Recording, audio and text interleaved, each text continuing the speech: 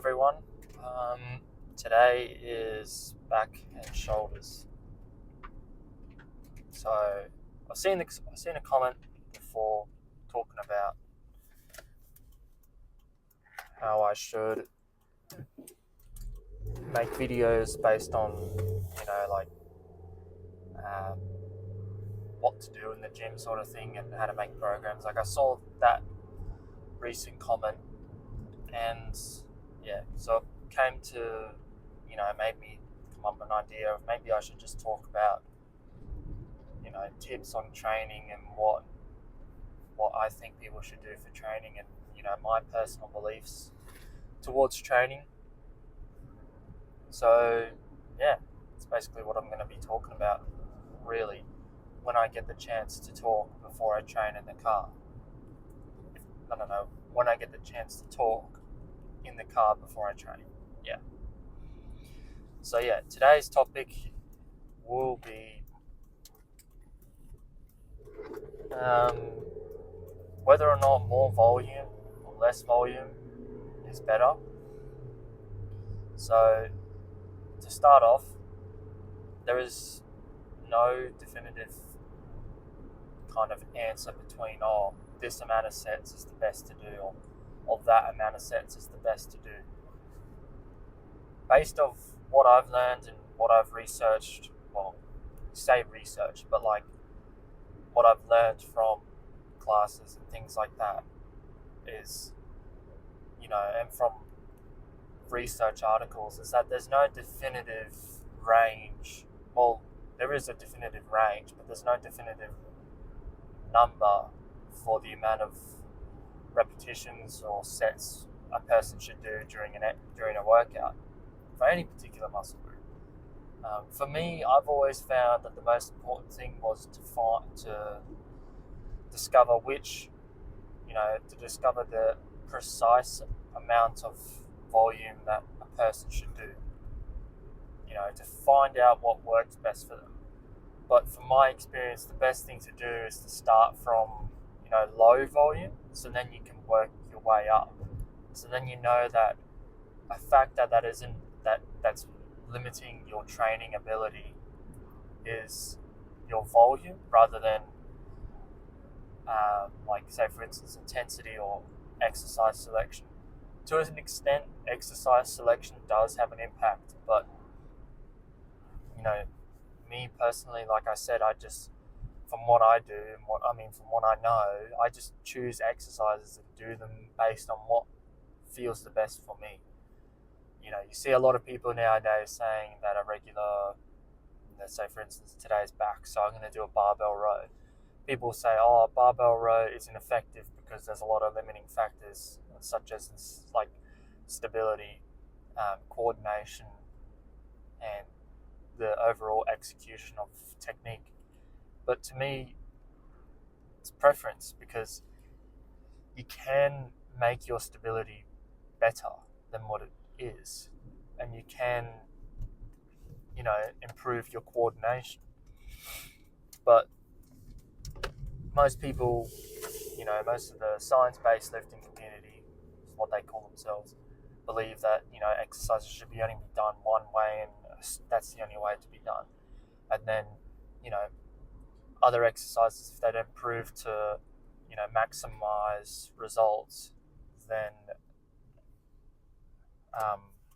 they're kind of junk, really. Like there's no point in doing them. So to me, that's wrong. I mean, obviously you got a few exercises that are questionable, that you will think to yourself it is questionable, but if an exercise works for you, then why not do it? Why not you do it? And like if an exercise works, if it feels good. Anyways, that's not really the main topic of this discussion. The main topic is, volume, sets and repetitions, but we'll include exercise selection because why not? I went on it for quite a bit, so I may as well include it. But so my tips for those that are starting out gym, for those starting out gym that are completely new to training, as a whole, they will grow on whatever program that they do, because their body has not been exposed to training at all. So they could train at a low intensity and still have, some kind of improvements, whether that be strength, muscle size, or endurance. It's just that it's mainly for those that have been doing gym for a while. Those are the people that should look into their training a little bit more and should see which kind of style, I guess you'd say, works best for them. For me, preferably, I think anybody would kind of do this. Anybody that I think has some kind of sanity would would do a program that only has the precise amount of volume that they need. And what I mean by that is they only do, let's say, 6 sets total a week for their chest because it works for them, disregarding of what the studies have said.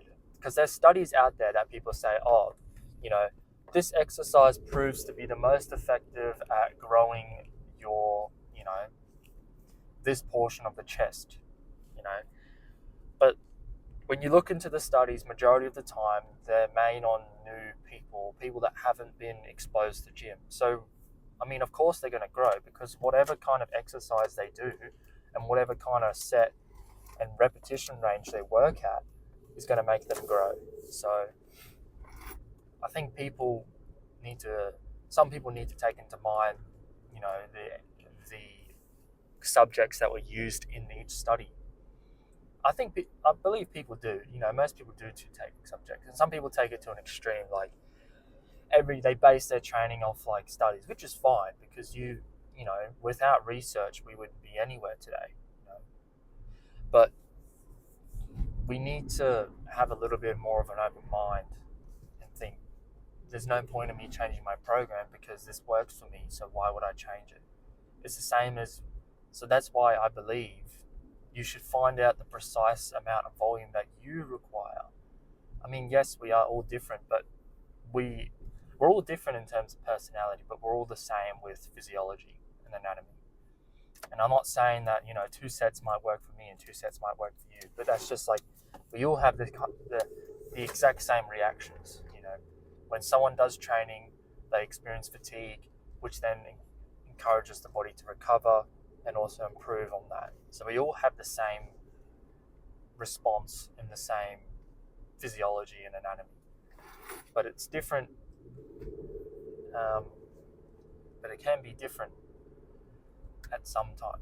Not like anatomy and physiology, but what I'm talking about is, I'm kind of just rambling on here. But anyways, to get back on track of what I was saying, is that to find the precise amount of volume that you need for training is, from my experience, I've done it through trial and error. I've started right down from one set of doing one set about 6 to 10, 8 to 12 repetitions per exercise. And I do about roughly 3 exercises per muscle group, depending on that muscle group.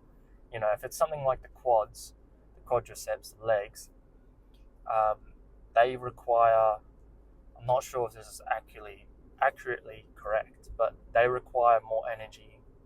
That's why people don't necessarily like doing legs, I assume, because they feel more fatigued than they would doing arms. Yes, it is a smaller muscle group. Yes, that arms is a smaller muscle group, and I think that's the reason why.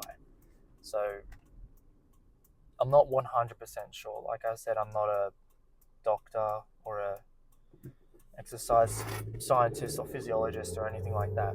Just got qualification. All I've got in terms of qualification is personal training degree. That's basically it. That's a nice one.